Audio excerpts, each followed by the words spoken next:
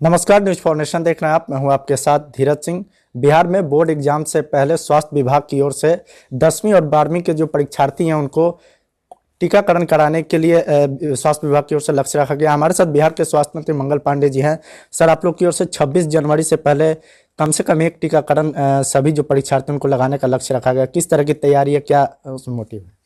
देखिए, जब से आदरणीय प्रधानमंत्री जी ने घोषणा की कि 15 से 18 वर्ष के आयु वर्ग के बच्चों का टीकाकरण होगा, तो 3 जनवरी से ये टीकाकरण का काम शुरू हुआ और हम लोगों ने उसी वक्त बिहार में इस लक्ष्य को तय किया था स्वास्थ्य विभाग की ओर से कि जनवरी के महीने में इस आयु सीमा के बच्चों को हम टीकाकृत करने का काम पूरा करेंगे। और उस लक्ष्य के साथ लगातार स्वास्थ्य विभाग काम कर रहा है और प्रतिदिन टीकाकरण के अभियान को हम गति दे रहे हैं। पूर्व में भी जो विद्यालय थे, उन विद्यालयों में टीकाशाला हम लोग लगाते थे और टीकाशाला के माध्यम से बच्चों के अभिभावकों को टीका देते थे, शिक्षकों को देते थे। अब बच्चों को देने का काम चल रहा है और माननीय मुख्यमंत्री जी भी इसकी लगातार मॉनिटरिंग करते हैं। इस अभियान में भी शिक्षा विभाग का पूरा साथ और सहयोग स्वास्थ्य विभाग को प्राप्त हो रहा है और जो शिक्षा विभाग ने लक्ष्य तय किया है उसको पूरा करने में स्वास्थ्य विभाग पूरा सहयोग करेगा और हम इन बच्चों को टीकाकृत करेंगे।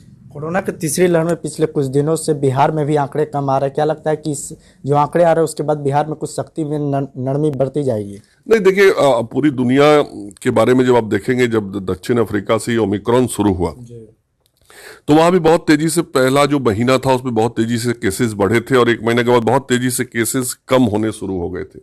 और दुनिया के दूसरे भागों से भी जो रिपोर्ट्स ओमिक्रॉन के बारे में या नए वेरिएंट के बारे में मिल रहा है वो यही जानकारी दे रहा है कि केसेस बढ़ते तेजी से स्प्रेड होता है, बट लोगों के ऊपर, शरीर के ऊपर उसका असर बहुत कम होता है और फिर बहुत तेजी से वो डिक्लाइन कर जाता है।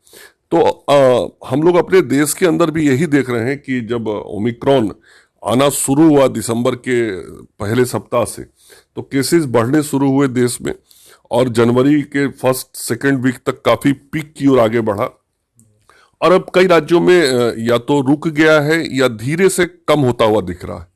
बिहार में भी ऐसे ही दृश्य दिख रहे हैं और बिहार में तो कभी भी 3.5% से ज्यादा पॉजिटिविटी रेट गया नहीं, लेकिन फिर भी उसमें भी कमी आ रही है। तो हम उम्मीद करते हैं कि जिस प्रकार से पूरा दुनिया का ट्रेंड रहा है उसी प्रकार से अपने देश में भी ट्रेंड रहेगा और धीरे धीरे ये कम होगा। लेकिन हम बार बार लोगों से ये अपील करते हैं कि किसी भी तरीके से अब जो कोरोना प्रोटोकॉल है उसका पूरा पालन करना है, टीका जरूर लगवाना है, साफ सफाई रखनी है, हाथ को साफ रखना है और आवश्यकता अनुसार ही घर से बाहर निकलना है। इन चीजों को थोड़ा यदि हम संभल के अपने साथ व्यवहार करेंगे तो हम अपने शरीर को स्वस्थ रखेंगे, समाज को स्वस्थ रखेंगे और देश स्वस्थ रहेगा। तो साफ तौर से भले ही आंकड़े कम आ रहे हो, लेकिन सरकार की ओर से किसी भी तरह की नरमी नहीं बरती जा रही। दिल्ली से न्यूज फाउंडेशन के लिए मैं धीरज सिंह।